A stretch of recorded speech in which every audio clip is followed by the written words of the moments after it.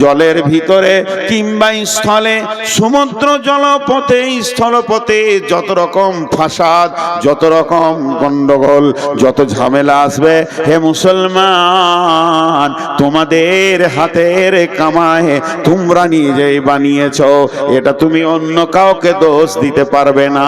যাদের মাবুদ, যাদের মালিক, যাদের মুনিব হচ্ছে স্বয়ং আল্লাহ, সেই মুনিবের গোলাম যদি রাস্তায় মার খায়, সেই মুনিবের গোলাম যদি দুর্বলের কাছে মার খায়, তাহলে জানতে হবে এই দুর্বল কত দূর আমরা দিন ইসলাম থেকে সরে গেছি, যে আজকে আমাদেরকে, যাদের কাছে দিন নাই, ইসলাম নাই, দলিল নাই, তারাই আমাদেরকে শাসন করছি।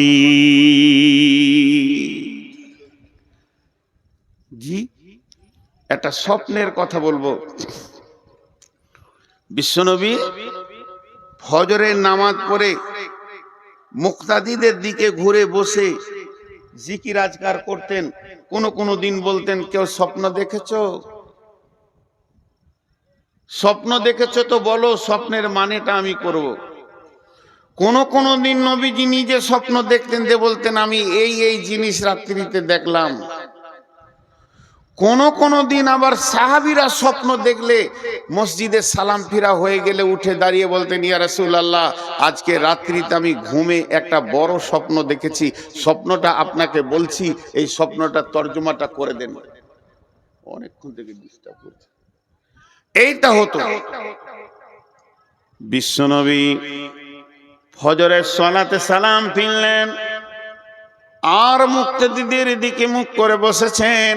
এমন সময় একজন সাহাবী উঠে দাঁড়ালেন আর বললেন, ইয়া রাসূলুল্লাহ, ইয়া হাবিবাল্লাহ, দয়ার নবী গো, আজকে রাত্রিতে আমি স্বপ্ন দেখলাম, আমি স্বপ্নটা আপনাকে বলছি, স্বপ্নের মানেটা আপনি আমাকে বুঝিয়ে দেন।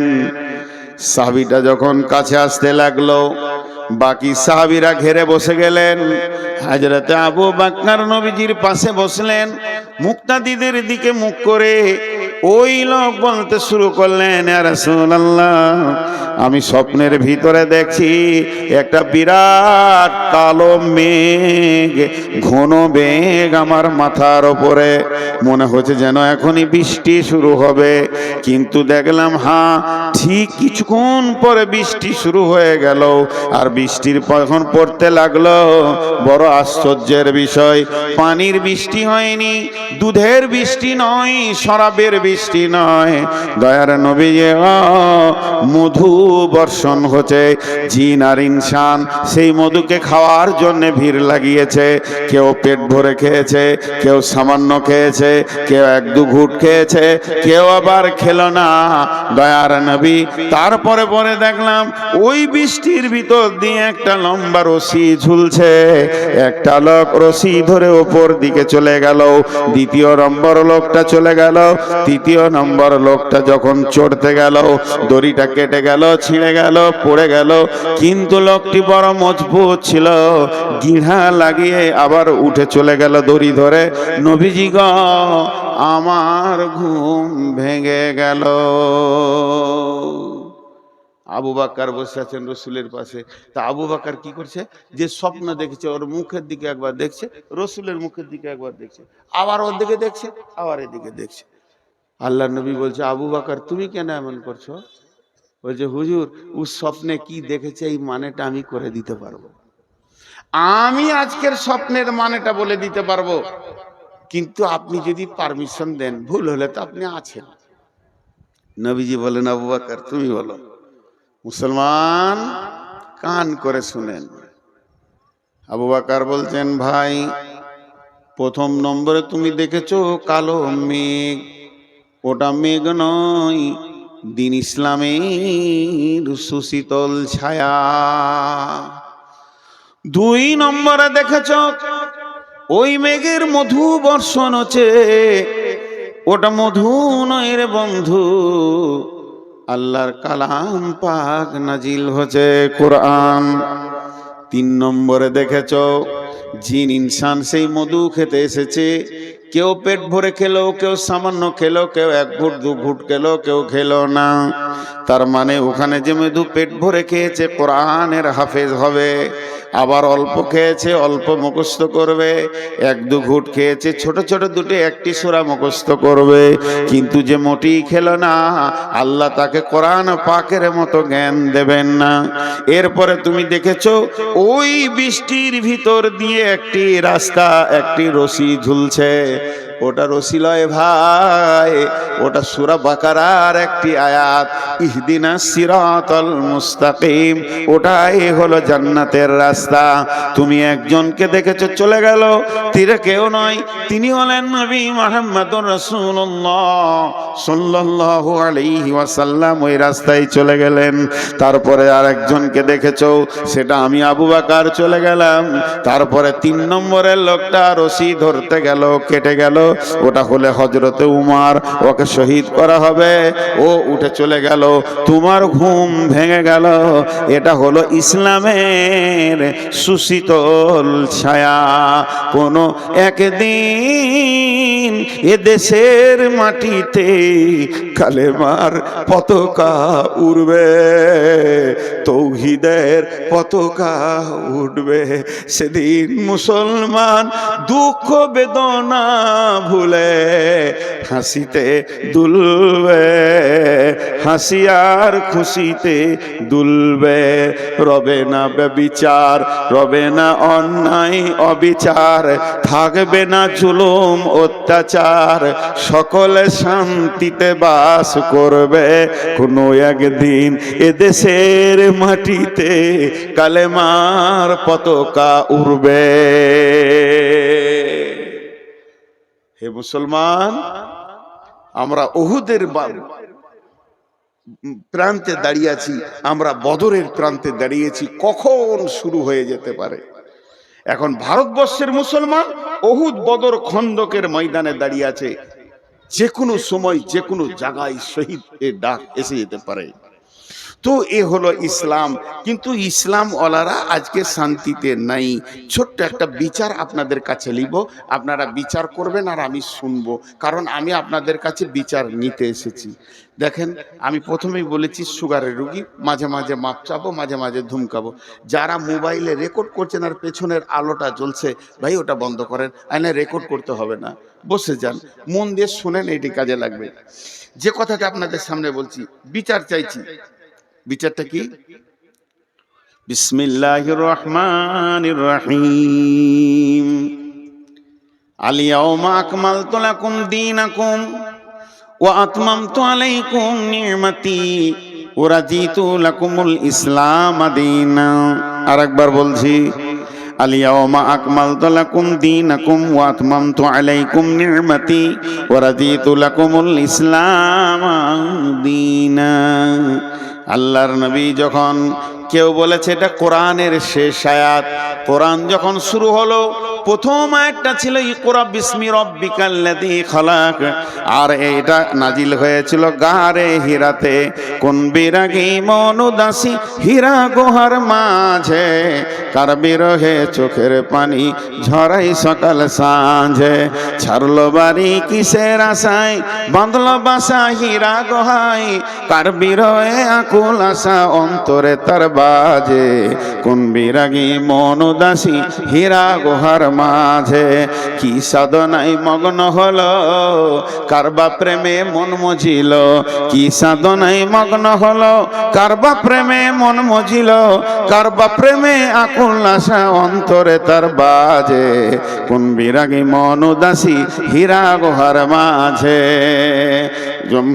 কি সাধ কিসের লোভে কিসের তরে, ছাড়লো বাড়ি কিসের তরে, বাঁধলো বাসা হীরা গুহায়, ছাড়লো বাড়ি কিসের আশায়, বাঁধলো বাসা হীরা গুহায়, কার বিরহে আকুল আশা অন্তরে তার বাজে।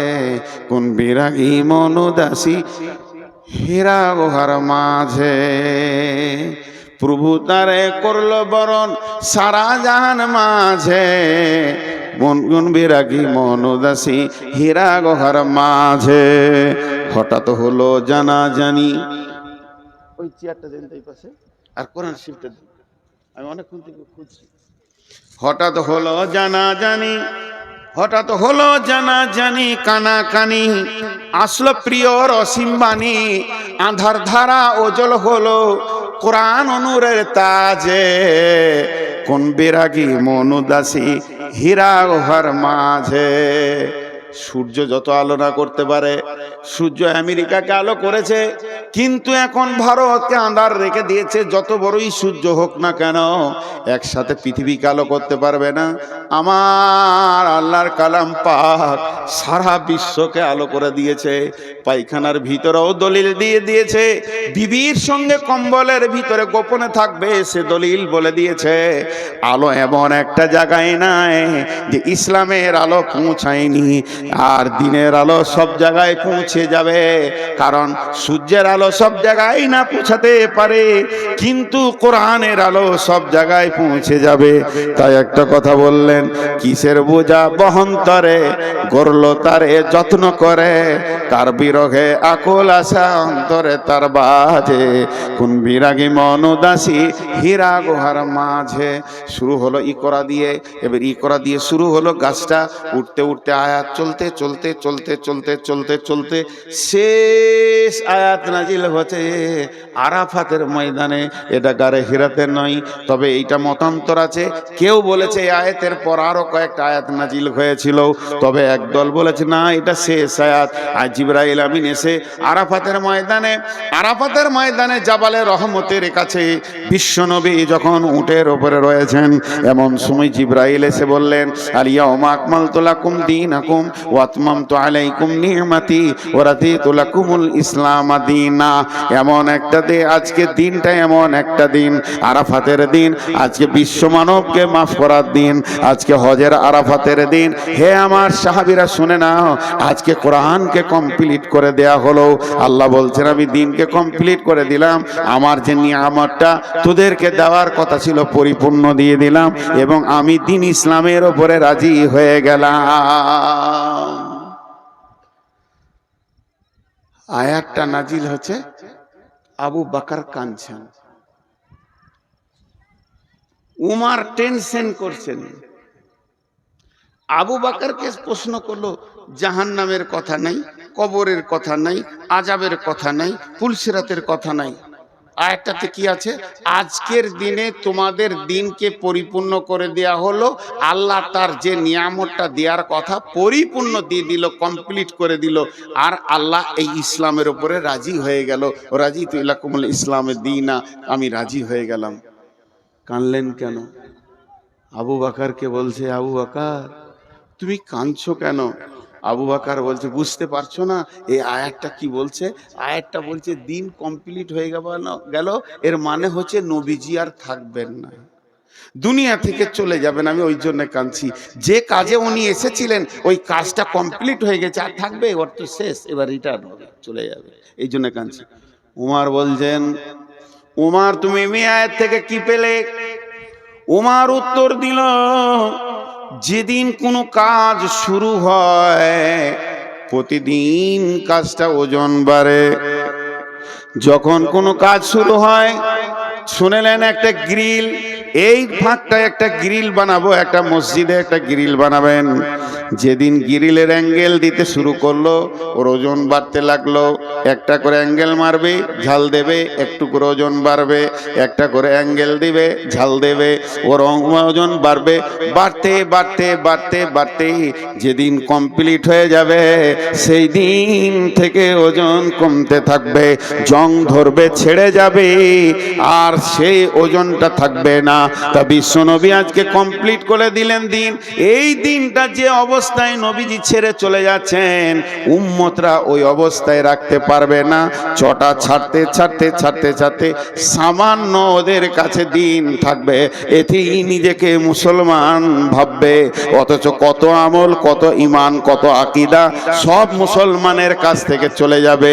এই গ্রিলে জং ধরতে ধরতে সামান্য দুটি অ্যাঙ্গেলে গিয়ে টিকবে, মুসলমান আসল দিনকে আর রাখতে পারবে না। বলেন আমি আপনাদের কাছে ছোট্ট করে আবদার করে ছোট ভাইয়ের মতো জিজ্ঞেস করছি, আমাদের মুসলিমদের একটা বিয়ে বাড়িতে দিন আছে, একটা মরা ঘরে দিন আছে, একটা ছেলে জন্ম নিল সেখানে পরিপূর্ণ দিন আছে, না কোনো অনুষ্ঠানে পরিপূর্ণ দিন আছে, না নিজের মাথা থেকে পা পর্যন্ত দিন আছে? দিন সব জায়গায় যেন ছেড়ে চলে গেছে, তারপরেও ভাবছে আমি মুসলমান। জি, তারপরেও ভাবছে আমি মুসলমান। কেউ 5 ওয়াক্তে নামাজে জানে শান্তি পেছে না, সে রাতে উঠে হু হু করে আল্লাহর কাছে কাঁদছে তাহাজ্জুদে। আবার কেউ 5 ওয়াক্ত নামাজ পড়ে মনে করছে আমার মতো মুসলমান কে আছে। কেউ আবার শুধু জুমাটা পড়ে মনে করছে যে আমি ইসলামে টিকে আছি। তাহলে ইসলামটা কেমন এখন খুঁজে পাওয়া মুশকিল হয়ে যাচ্ছে। আবার কেউ শুধু জানাজা পড়ে আর 2টো ঈদের নামাজ পড়ে, সে মনে করে আমার মতো ইসলামওয়ালা কেউ নাই, আমি তো ইসলামে আছি। তাহলে ইসলাম কমপ্লিট কোনটা, কে কম করছে কে বেশি করছে? ইসলামের পরিপূর্ণতেই আমরা দাঁড়িয়ে নাই। আমাদের কাছে ইসলাম নাই। অন্য জাতিকে দোষ দেবেন না, হিন্দুকে দোষ দেবেন না, খ্রিস্টানকে দোষ দেবেন না, ইহুদিকে দোষ দেবেন না, নাসারাকে দোষ দেবেন না, কোন বিজেপিকে দোষ দেবেন না, দোষ দিয়েন না বজরংকে, কোনো বজরংয়ের দোষ নাই, না আরএসএস এর দোষ আছে, না শিবসেনার দোষ আছে। ইস ঘর মে আগ লাগি হ্যায় ঘর হি কি চিরাগ সে, इस घर में आग लगी है घर ही की चिराग से। আপনাদের কাছে বিচার চাইতে গিয়ে আমি একটা লম্বা আয়াত করে তর্জমা করে দিলাম। এখন আমি বিচার প্রার্থী, আপনারা জজ, বিচার করে দেন। বচনে বচনে বিটি হারাইল কেথা, ভেরলের যুদ্ধতে গেল শিয়ালের মাথা, মা বিটিতে ঝগড়া করে বটি পড়ল নাকে, 3 জনের মধ্যে দোষ দিব কাকে? করে দেন বিচার। আপনারা জ্ঞানী মানুষ বসে আছেন। হাজি ভাই, রাস্তায় একটা সাইকেল যেছে আর একটা লোক হেঁটে যেছে, যদি অ্যাক্সিডেন্ট হয়ে যায় কাকে মারবেন? বলে না? হ্যাঁ, সব কটা জজ বসে আছে। হালাকে যে হাঁটছিল ওরই দোষ, কিন্তু যার সাইকেল আছে মার ওকে চোখ মুজে মার। আর সাইকেলের সাথে যদি মোটর সাইকেলে লাগে, বাস সব কটা জজ বসে আছে, সব কটা আইনে আগে বিশেষজ্ঞ, LLB করে চলে এসছে যে ওর গাড়ি বড় ওকে পিট। আর মোটর সাইকেলে যদি মারুতিতে লাগে, আর মারুতির সাথে যদি ডাম্পারে লাগে, বলেন বলেন,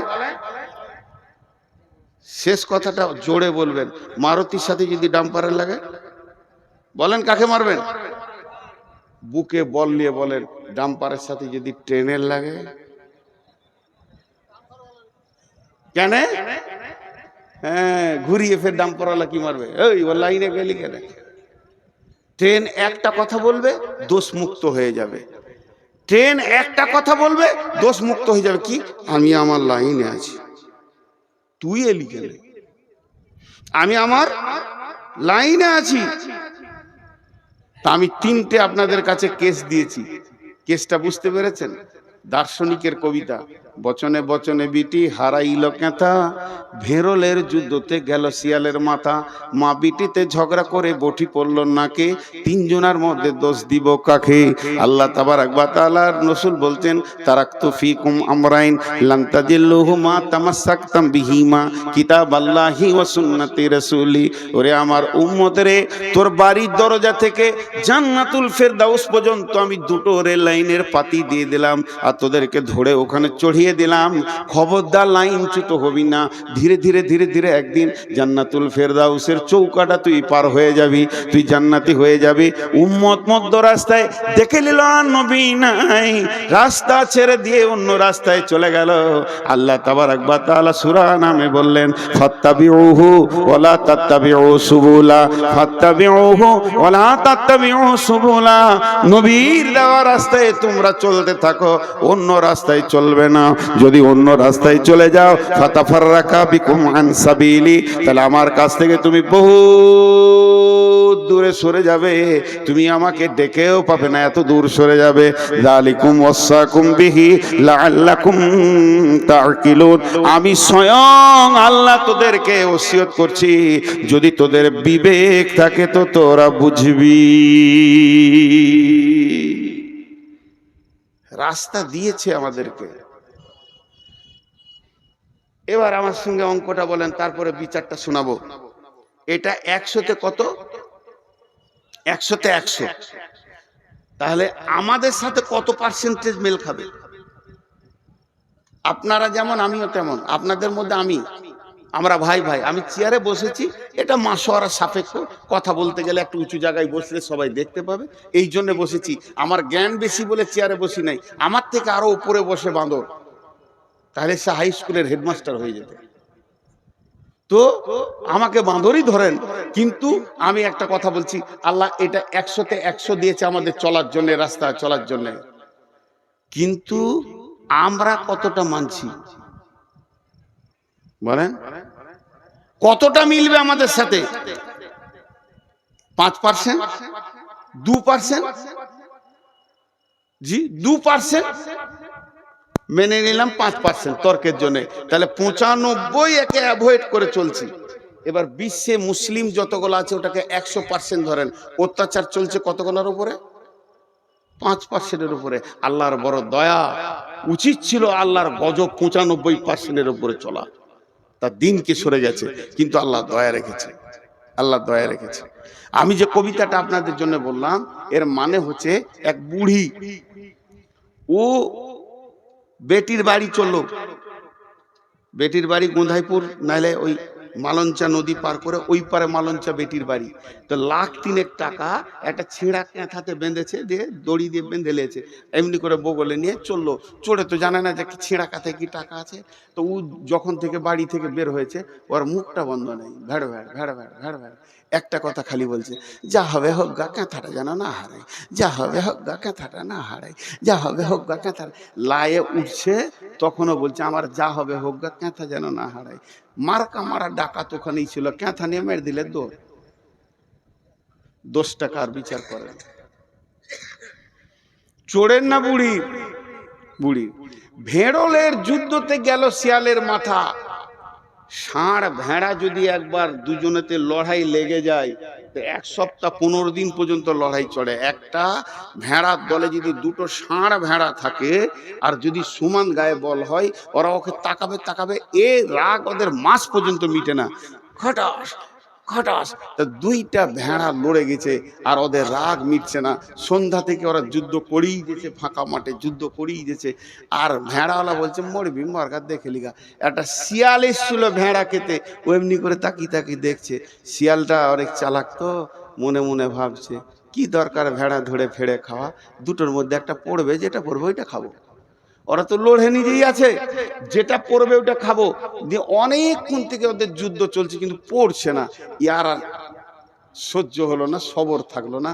তখন ই মনে মনে করছে, ও আমাকে দেখি ওরা নাটক করছে, লড়েনি, নাটক করছে।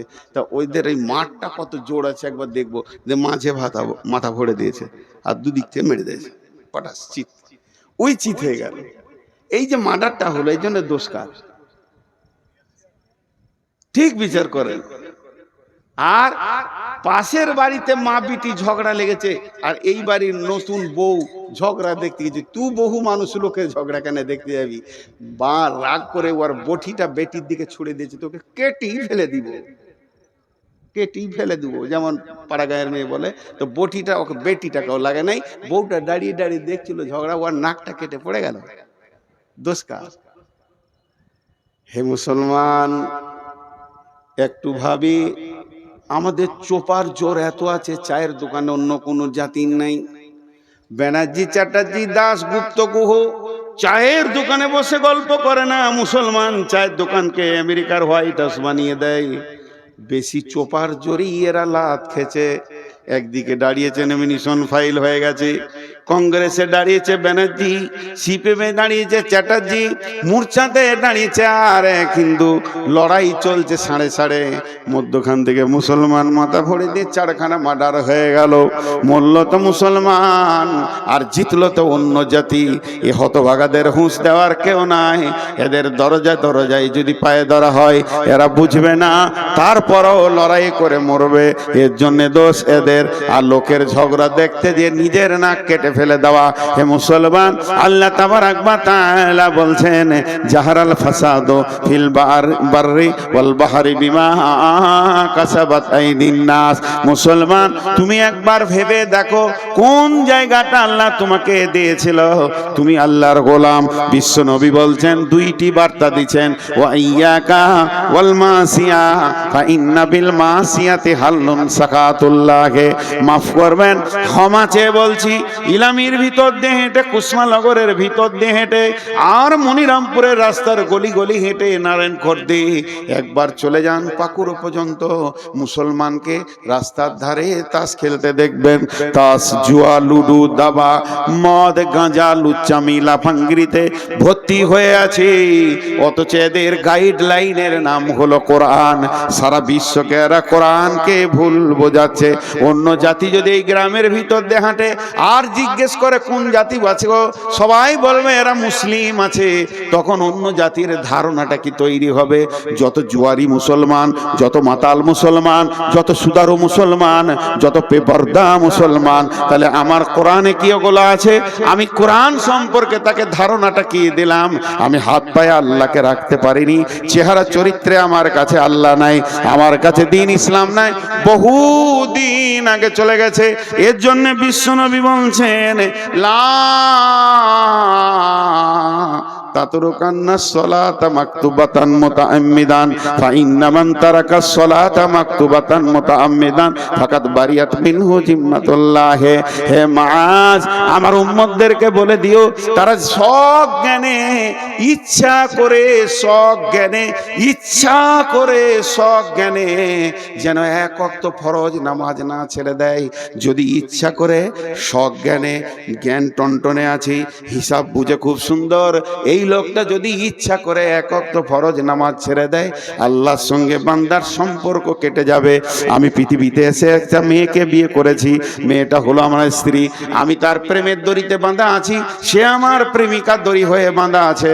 ওই মেয়েটাকে আমি কত ভালোবাসি, সেই মেয়েটার জন্য আমি চিন্তা করি, তার প্রয়োজনকে আমি মিটাই, সে আমার প্রয়োজনকে মিটায়।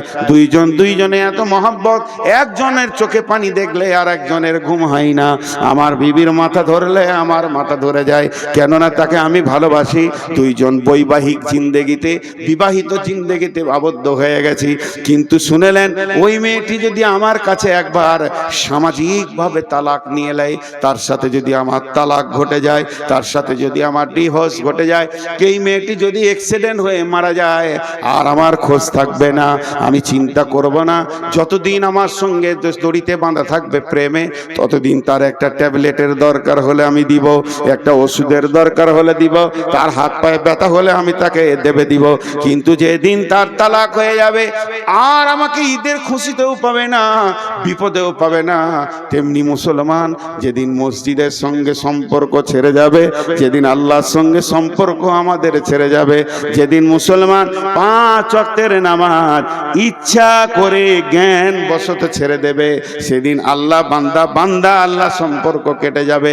এখন মুসলমানদেরকে যদি কেউ লাঠি নিয়ে পিটিয়ে মারে, আল্লাহ এ ব্যাপারে কোনো গুরুত্ব দেবে না।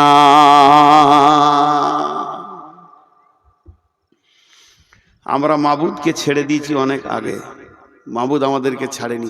এত জুলুম অত্যাচার চলছে, তাও বেনামাজির ভিড়। একটা খারাপ কথা বলবো, ওইটা ছাড়া আর আমার কাছে উদাহরণ কিছু নাই। আপনাদেরকে খারাপ লাগবে, তাও শুনতে হবে। এই জালসা করতে গিয়ে বহু লোক ডাকে আমার বাড়িতে চলেন, আমি যাই না। বহু লোক বলে 1 কাপ চা খান, আমি খাই না। লোকে ভাবে অহংকার, ওইটা লয়, ওটার ভেজাল আছে। খুব শক্ত ওইটা খাওয়া। 1 কাপ চায়ের কত দাম জানেন? 5 টাকা না, কোটি টাকা দিয়েও মিটানো যাবে না। আমি যদি কারো কাছে 1 কাপ চা খেয়ে নিয়েছি, তাহলে ও বিপদ করে দিয়েছি। হঠাৎ একদিন বর্ধমান গেছি কোনো কাজে, প্রতিদিন যদি এত গলা করে লোক দেখি, আমার মনে থাকবে? আপনারা বলে মনে থাকবে? ও এসে হ্যাঁ হ্যাঁ করে সালাম, সালাম আলাইকুম করে, মুসলমান, ওয়ালাইকুম সালাম। চিনতে পারছেন? আচ্ছা, চিনা যাবে। আমি তখন শুকনো ঢোক বলছি, কত চিনব রে বাবা, গোটা পশ্চিমবঙ্গ, আসাম, ঝাড়খণ্ড, বিহার। কোথা বাড়ি গো? মনে ওই যে আমি চা খাইলাম, চায়ের গুষ্টি বেশি তোর সালা। এক কাপ চায়ের যে কি বাঁশ আছে আমি জানি, তোর চা আর খাবো না জীবনে। ওই চাও বমি করিয়ে ছাড়বে 17 বার দেখা হলে। এই যে চা খাইয়েছিলাম, পরিচিত আর কিছু খুঁজে পাই না। তো এই মনিরামপুরের একটা লোক আমাকে পাকুড় থেকে এনেছে, বাইকে করে পাকুড়ে তুলে দিয়েছে, আর এক কাপ চা খাইয়েছে। ওর দাবি কত, যে ও শালাকে যেখানেই পাবো ওইটা বলবই আমি। আর আমি যে কি পাপ করেছিলাম ওইটা করে ওর গাড়িতে চেপে আর চাটা খেয়ে, আমার জীবনে আমার বাপ কেন এই পাপ থেকে বাঁচানো শিখাইনি। তো এবার ও বলবে, আমার একটা কথা এখানে, এটা আমি উদাহরণ দিচ্ছি আপনাদেরকে, উদাহরণ, আমার প্রত্যেকটা উদাহরণের ভিতরে গুরুত্ব আছে, শুনবেন। এই লোকটা বাইদি বাই কোনো কাজে আমার গ্রাম গেছে, ওর একটা ছেলেকে আমার মাদ্রাসায় ভর্তি করতে গিয়েছে।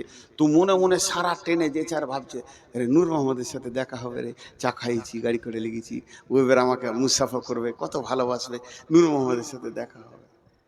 ঠিক আছে, মাদ্রাসায় ছেলে ভর্তি করে জুমা মসজিদে জোহরে নামাজ পড়তে গেছে, আমিও নামাজ পড়তে গেছি।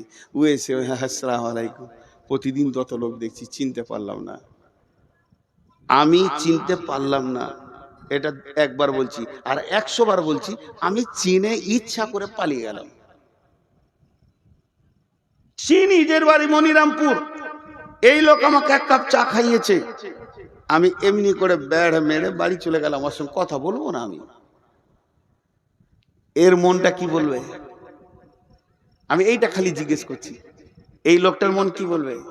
রে বেঈমান, তুই বলবি তোর জলসা আমি আর শুনবো? তোকে তো বুঝেলি নু, তোর গায়ে এসে তোর আসল চরিত্র খুলে গেল। ও কাউকে বলতে পারবে না, কিন্তু ওর ভিতরে ঘুরপাক খাবে, খাবে না? আর আমি ওকে পাল্টা বলছি, একবার শুনে খারাপ লাগবে, তোর এক কাপ চায়ের এত কুঁতকুঁতানি কেন? এক কাপ চা খেয়েছি, তোকে মুসাফা করে তোর সঙ্গে 2 ঘন্টা টাইম দিতে হবে, আমার কাজ নাই?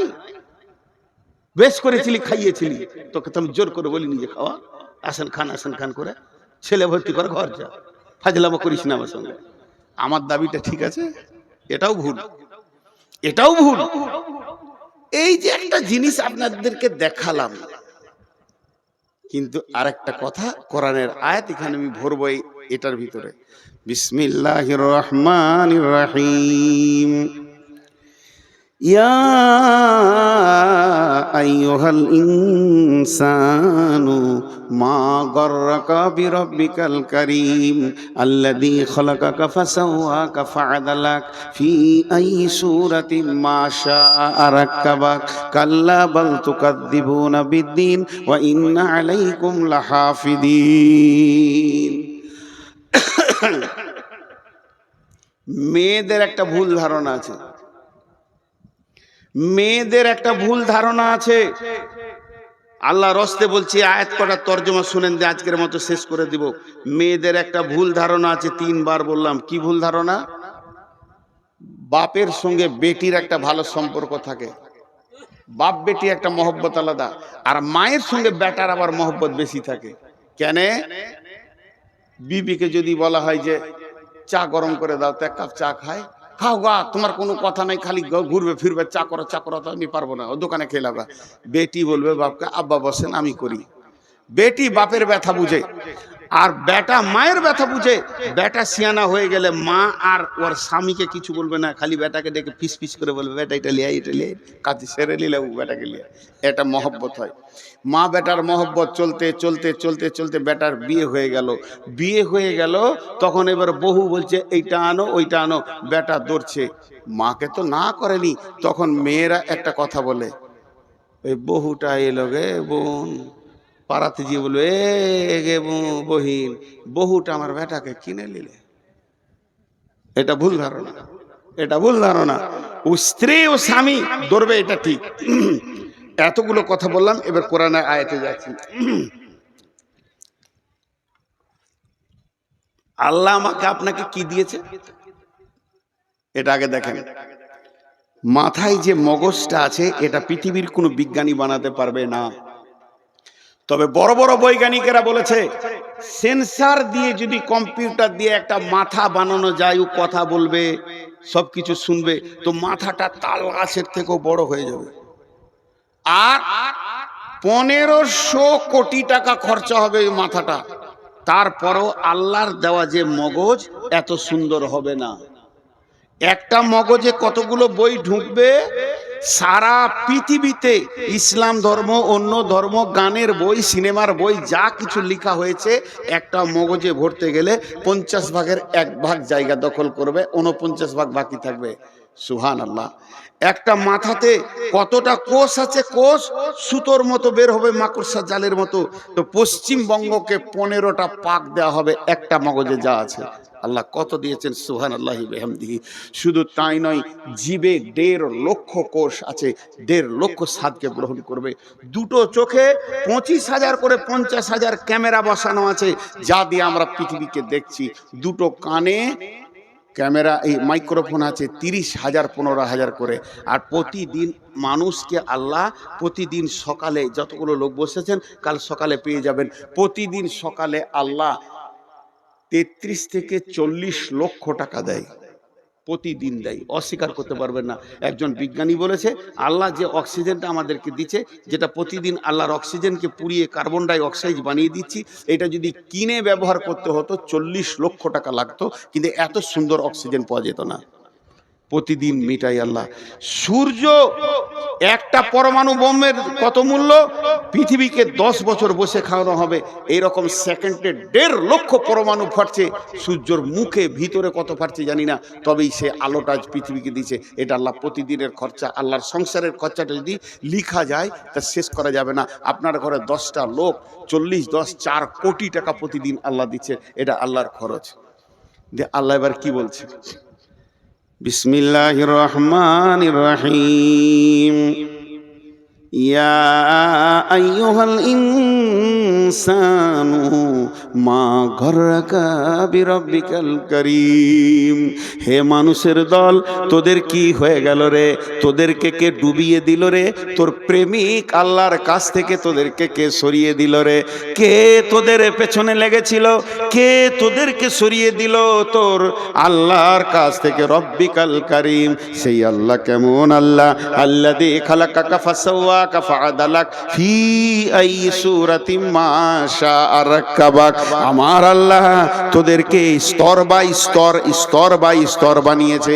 কলিজাটা এখানে দিয়েছে, ফ্যাফসাটা এখানে দিয়েছে, লাঞ্চটা এখানে দিয়েছে, লিভারটা এখানে দিয়েছে, গোল ব্লাডারটা এখানে দিয়েছে।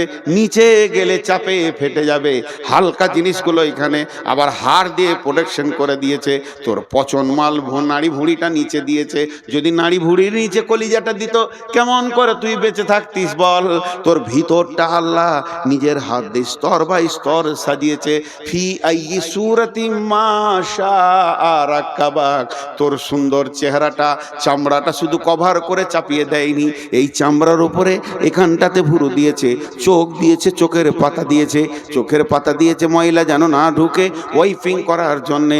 শুধু তাই নয়, চোখের তারা দিয়েছে, তারার ভিতরে মণি দিয়েছে। 25 লোকের 50,000 ক্যামেরা দিয়ে পৃথিবী দেখাচ্ছে। এত খরচা যে আল্লাহ তোর পেছনে করছে, একবার তুই ভাব। নূর মোহাম্মদকে 1 কাপ চা খাওয়ানোর পর তোকে একবার কথা বলেনি, তোর ঘরের ভিতরটা ঘুরপাক ঘুরপাক ঘুরপাক করছে, তাইলে আল্লাহ তোকে প্রতিদিন খরচা দেয়। আর এত বড় বডি দিয়েছে, তারপরও আল্লাহ তোকে ডাকছে, হাইয়া আলাস সালাহ, হাইয়া আলাল ফালাহ। তখন তুই চায়ের দোকানে বিড়িটা ধরিয়ে দিলি, মসজিদে গেলি না।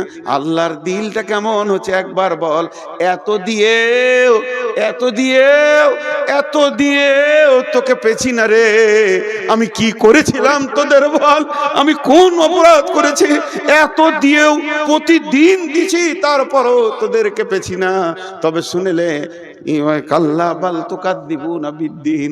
তোরা কেন এমন করছিস জানিস? তোদের একটা রোগ, কিয়ামতটাকে তোরা মাথা থেকে উড়িয়ে দিয়েছিস, ডিলিট হয়ে গেছে। ওইটা যদি তোদের মনে থাকতো এটা করতে পারতিস না, আমি পাকড়াও করতাম। তবে তুই ভুলে যা, তোর বাপ ভুলে যাক, তোর গোষ্ঠী ভুলে যাক, তোর বংশ ভুলে যাক, তোর বন্ধু বান্ধব সব আমাকে ভুলে যা, কিন্তু আমি ভুলিনি তোর মতো বেঈমানের পেছনে। ওয়া ইন্না আলাইকুম লাহাফিদিন, আমি দুটো ফেরেশতা রেখে দিয়েছি সিবিআই এর মতো, কিরামান কাতিবিন, তারা সম্মানীয় লিখক। তোর দিলে তিলে তিলে তিলে তিলে তিলে রাতের অন্ধকারে গোপনে লেপের ভিতরে, পায়খানার ভিতরে, আর ভুট্টা ভুঁয়ে, ধানের ভুঁয়ে তুই লুকে গিয়ে চুরি করছিস, জেনা করছিস, মদ খেছিস, সব যেন লিপিবদ্ধ হচ্ছে।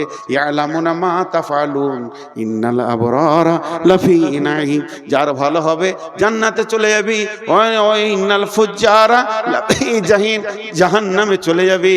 আমি কিন্তু তোকে শুধু একা ছেড়ে দিইনি, তোর পেছনে সিআইডি দিয়ে ছেড়েছি। কি হলো তোদের? এত দেওয়ার পর কেন আমার ঘরে তোরা আসিস না?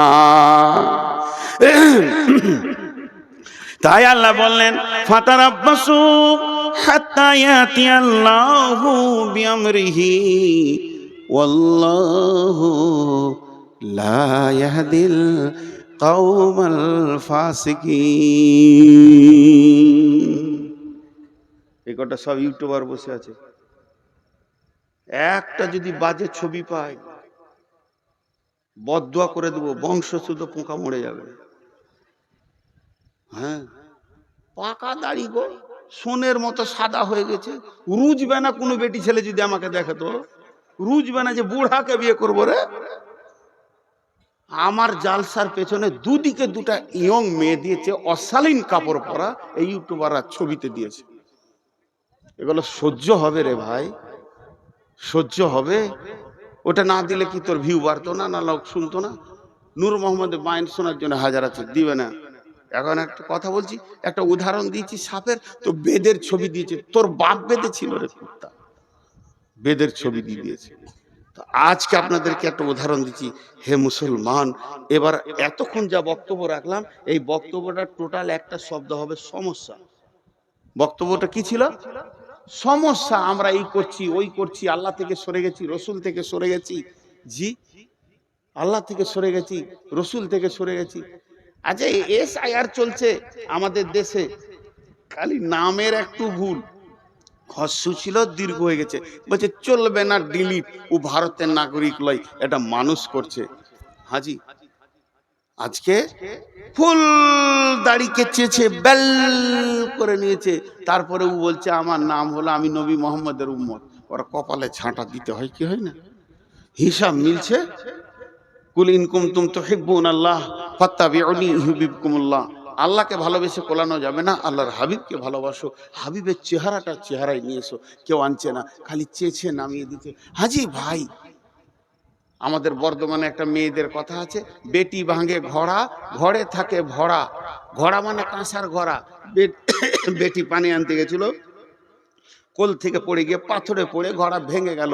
দুটো ঘরে চুপ করে মা বলছে যে আচ্ছা ভেঙে গেছে, থেকে থাক, তোর আব্বা আসবে, বলবো ওটা পাকুড়ে দিয়ে চেঞ্জ করে ভালো ঘোড়া নিয়ে চলে আসবে। চুপচাপ ওটাকে ঢেকে দিলে, চৌকির তলায় দিয়ে ঢেকে দিলে। বেটি ভেঙেছে ঘোড়া, ঘরে আছে ভরা। আর বহু ভেঙেছে সরা। সরা মানে বুঝেন তো? উচ্চ বাংলায় সরা বলা হয় মাটির ঘোড়া আছে না, আরে বলেন মাটি ঘোড়া আছে না, ওটাকে উচ্চ বাংলায় সরা বলা হয়। বহু ভেঙেছে সরা, তো হয় পাড়া পাড়া। খালি শাশুড়ির লোককে বলছে বহুটা ভালো লাগে, হাঁড়ি টুড়ি ভেঙে কিছু লাগছে না, লোককে বলে বেড়াচ্ছে। বউ আর বেটিকে পার্থক্য করেছে। আজকে ঝাড়খণ্ডে বলছে গরু খেতে পাবি না, তো বিজেপি আমাদের বিরুদ্ধে লেগে গেছে। এবার আমার প্রশ্ন, বিজেপি আমাদের বিরুদ্ধে লেগেছে, আরএসএস লেগেছে, বলছি ঠিক আছে, কথাটা বাঁয়ে জমা দেন। কোন রাজনৈতিক দল আপনাকে মসজিদ থেকে বের করেছে? উত্তর দেন। কোন রাজনৈতিক দল আপনার ইয়ং মেয়েটাকে বেপরদা রাখতে বলেছে? উত্তর দেন। কোন রাজনৈতিক দল আপনার গালের দাড়িটা চেয়েছে তেল করে দিয়েছে, বেল করে দিয়েছে? কোন রাজনৈতিক দল? তুমি আগে লাইন ছুতো, নিজের দোষটা নিজে খুঁজে বের করো, তারপরে লোককে দোষ দিবে। লোককে দোষ দিয়া বড় আসান। তো এতক্ষণ যা ছিল তা খালি সমস্যা। এবার সমাধানের কথা আপনাদের সামনে দুটি আয়াত পড়ে সমাপনী ঘটাবো। ঠিক 12টায় ছেড়ে দিব ইনশাআল্লাহ। হ্যাঁ, ওয়ালাইকুম সালাম। আর চিঠিপত্র তো আমি লিব না, চিঠি এলো ইনশাআল্লাহ, পোস্ট অফিসে চিঠি ঢুকে যাবে, তারপরে পিয়ন আসবে কালকে। এই চিঠিটা দিলে মানে জানেন, হাসি লাগবে আপনাদেরকে শুনে। বলবো না বলবো না, আপনারা নিজের লোক বলি বলছি, হাসির কথা। আমার এক ওস্তাদ বলতেন, তুমি রাস্তায় হাঁটবে, পেছন দিকে সাইকেলওয়ালা যেন বেল না বাজায়। যদি বেল বাজায় তাহলে তুমি জেনে লিও তোমার চলন সোজা নাই। আমি এমন চলবো কাউকে বেল বাজাতে দিব না। আর যদি বেল বাজায় তার মানে ওই সাইকেলওয়ালা বলছে, এই বোকা সোজা হ, এই গাধা সোজা হ। তাহলে তুই গাধা নাই, বোকা হয়ে গেলি। আর এই চিঠি দেয়া মানে হচ্ছে তোর হুঁশ নাই, হুঁশটা দিলাম, কাজটা করিস। আমার নাম নবাব, কিছুরই নাই অভাব, ভিক্ষা করা স্বভাব, প্রতিদিনের অভ্যাস। এইটা যদি কেউ বলে, ইন্দুরকে মাটি কাটতে বলতে হয় ভাই আমার, ছি ছি ছি ছি। বেশ, এটা পরে হচ্ছে, আমি সমাধানের কথা বলছি। বিসমিল্লাহির রহমানির রহিম। ফালিয়াবুদু রব্বা হাযাল বাইত আল্লাযী আত'আমাহুম মিন জু'ইন ওয়া আমানাহুম মিন খাউফ। মনিরামপুরের লোক, অত্র এলাকার লোক, আল্লাহর রাস্তা দিচ্ছি আপনাদেরকে, মানুষের রাস্তা দিইনি। হাত দুটো ধরে বলছি, কেউ উঠবেন না। প্রয়োজনে আপনারা আমার বাপের বয়সে যারা আছেন তাদের পায়ে ধরছি। লজ্জার বিষয় নিয়ে আমি এই এলাকায় মানুষ হয়েছি, আপনাদের ছেলে। যারা আমার সমবয়স, যারা আমার বয়সে ছোট, তাদের হাতে ধরে বলছি, এইটা একটু ধ্যান দিয়ে শুনেন। আল্লাহ বলছেন, এই কোরআনে বলছেন আল্লাহ, লি ইলাফি কুরাইশ সূরাটা আমরা সকলেই জানি, বাচ্চা ছেলেরও মুখস্থ আছে। ওইখানে কি বলছেন আর একবার বলি। বিসমিল্লাহির রহমানির রহিম। ফালিয়াবুদু রব্ব হাযাল বাইত আল্লাযী আত'আমাহুম মিন জু'ইন ওয়া আমানাহুম মিন খাউফ। যতগুলো মুসলমান আছেন, আল্লাহর রাস্তা দিয়ে বলছি, বাঘের মতো একবার উচ্চ স্বরে বলেন, সারা পৃথিবী যেন বুঝতে পারে মুসলমানের ব্লাডে এখনো পর্যন্ত ঈমান আছে। এরা কোরআনকে হৃদয় দিয়ে ভালোবাসে। এই গোটা কোরআনের ভিতরে একটা আয়াত ভুল আছে কি? জোরে বলেন, এটা জোরে হলো না। গোটা কোরআনের ভিতরে একটি আয়াত ভুল আছে কি? বলেন, একটা আয়াতে। এর উপরে আপনাদের কোনো ডাউট আছে কি? সন্দেহ আছে কি? নাই, যা আছে তা সত্য। আমি দুটি আয়াত আপনাদেরকে বললাম। আল্লাহ তাবারাক ওয়া তাআলা বলছে, তোকে কে মেরেছে, তোর পিঠের কে চামড়া তুলে নিয়েছে, তোকে কে টেনশনে ফেলে দিয়েছে, ওইগুলো সব ছুঁড়ে ফেলে দে। তুই একটা কাজ কর, ওই যে ঘরটা রয়েছে রাস্তার কোণে, ঘরটার মালিককে, মসজিদের মালিককে। আল্লাহ, এই আয়াতটা নাজিল হয়েছে কাবাকে কেন্দ্র করে, কিন্তু মসজিদের দিকে আঙুল দিয়ে বলা হবে, ফালিয়াবুদু রব্বা হাযাল বাইত। হে মুসলমানের দল, ওই ঘরের রবের তোমরা পূজা করো, ওই ঘরের মালিকের তোমরা পূজা করো। ওই ঘরের রব তোমাদেরকে কি দেবে, কি দেবে, কি ওয়াদা করেছে? আল্লাযী আত'আমাহুম মিন জু', আল্লাযী আত'আমাহুম মিন জু'। অভাবের সময় সচ্ছলতা দিবে, বরকতের ডালি ভরে দিবে। আর কি চাই, আর কি চাই? দ্বিতীয় নম্বর বলেছে, ওয়া আমানাহুম মিন খাউফ। তোদেরকে বজরঙ্গে মারছে, বিজেপি মারছে, শিবসেনা মারছে, আরএসএস মারছে, ভয় করিস না, আমি রব তোদেরকে আমান দিব, নিরাপত্তা দিব। কেমন নিরাপত্তা দিব? চলে যায় সূরা নূরের 55 নম্বর আয়াতে, ওয়াদাল্লাহুল্লাযীনা আমানু মিনকুম ওয়া আমিলুস সলিহাতি লা ইস্তাখলিফান্নাহুম ফিল আরদি কামাস্তাখলাফাল্লাযীনা মিন কাবলিকুম। আল্লাহ বলছে, তোদের সঙ্গে আমি ওয়াদা করছি, হে আমার গোলাম, আমি রব, আমি আলেম নয়, মলবি নয়, নবী নয়, স্বয়ং রব, আমি আল্লাহ তোদের সঙ্গে ওয়াদা করছি, যারা তোরা ঈমান আনবি আর মসজিদে 100% ঢুকে যাবি, এই সারা পৃথিবীতে রাজত্বটা তোদের হাতে তুলে দিব। আমাকে ব্যালট লাগবে না, ভোট লাগবে না, চুনাও লাগবে না, আমাকে কোনো কিছু লাগবে না। রাত্রিতে শুবি বেঈমানের হাতে ভারত আছে, সকালে উঠবি ইমানদারের হাতে চলে গেছে। আমার আল্লাহকে বেশি সময় লাগে না। বাহরাইনের সম্রাট ছিল বেঈমান, রসুলের জানের দুশ্মন, একটি সাহাবীর চরিত্রে গোটা দেশটা রসুলের হাতে তুলে দিল। আল্লাহ তাবারাক ওয়া তাআলা বলছে, তোরা যখন কামেল ইমানদার হবি, ওই নরেন্দ্র মোদী বেঈমান হালাতে রাতে শুবে, ফজরে উঠে নিজেই কালেমা পড়ে আশহাদু আল্লাহ ইলাহা ইল্লাল্লাহু ওয়া আশহাদু আন্না মুহাম্মাদান আবদুহু ওয়া রাসূলুহু, ওকে কালেমা দিতে, অমিত শাহকে কালেমা দিতে, আদিত্যনাথ যোগীকে কালেমা দিতে আমাকে 1 মিনিট টাইম লাগবে না। হেদায়েত আমার কাছে সম্ভার আছে, হেদায়েতের গোডাউন আছে, দিয়ে দিব, তোদের দলভুক্ত ভাই বানিয়ে দিব। হই হই রই রই লেগে যাবে। শর্ত হলো একটা, আমাকে তোরা রাজি কর। আর আমি যদি নারাজ থাকি, সারা জীবন লড়ে যাবি, পিঠের চামড়া চলে যাবে, বেঈমান হালাতে কবরে ঢুকবি, টুকরো টুকরো করে কেটে পিস করে ফেলে দেবে, তারপরেও তারা ফিরে আসতে পারবি না। আল্লাহ তাবারাক ওয়া তাআলা এই জন্য বললেন, ফালিয়াবুদু রব্ব হাদাল বাইত। এটাই হলো সমাধান। সকলকে তওবা করতে হবে পূর্বের গুনার ব্যাপারে, আল্লাহর দরবারে ডুকরে কাঁদতে হবে এবং আল্লাহর দ্বীনকে মজবুত করে তুলে ধরতে হবে। সমাধানের কথা বললাম, অনেক লম্বা কথা আছে, কথা তো বহুত, কিন্তু কেউ আল্লাহর রাস্তে উঠবেন না। আমি আপনাদের মেহমান, আমি আলেম না হলেও আমার সব থেকে বড় ডিগ্রি আজকে মেহমান। মেহমানকে ইজ্জত করেন। আমি আপনাদের কাছে 6টা মিনিট নিচ্ছি, 6 মিনিট কাউকে উঠতে দিব না, যত কষ্ট হোক। ভাই বসেন, একবারে পুরো 12টা বেজে যাবে। আমি নিজে ওয়াদা করছি, নূর মোহাম্মদ, আপনার ঘড়ি নয়, আমার ঘড়িতে যখন 12টা বেজে যাবে, সকলে ঘড়িতে মেল হবে না, ভাবেন ওয়াদা ফেল করেছে। যখনই 12টা বেজে যাবে আমি দোয়া পড়ে ছেড়ে দেব, আজকের মতো সমাপনী ঘটিয়ে দেব। হানজালা আমার ছোট ভাই, জন্য নাম করে বলছি, তো ও যে মাদ্রাসাটা বানিয়েছে বড় ভালো লাগলো, বড় দিনী চেতনা নিয়ে বানিয়েছে। আর সারা রাত ভ্যানের জালসাও করেনি, আর জালসা আরও খাটানো দরকার, 10টাই শেষ করা দরকার। এটাও অনেক ভালো লাগছে 12টায়। আর একটা জিনিস ভালো লাগলো, যে এই শুধু হানজালা একা নয়, ওর সঙ্গে যারা জড়িত রয়েছে, মাথা ভরেছে, তারাও যেটা মেনে নিয়েছে যে স্টেজে এইভাবে ভ্যান করে কালেকশন হবে, তা নয়। তবে আমি শেষ বক্তা, আমি সব, তাই আমি মাত্র 5টা মিনিট আপনাদের সঙ্গে আলাপ করছি। 6 মিনিটটা 5 মিনিট হয়ে গেল। প্রতি মিনিট আমি বলে দেব, দোয়া পড়িয়ে দেব।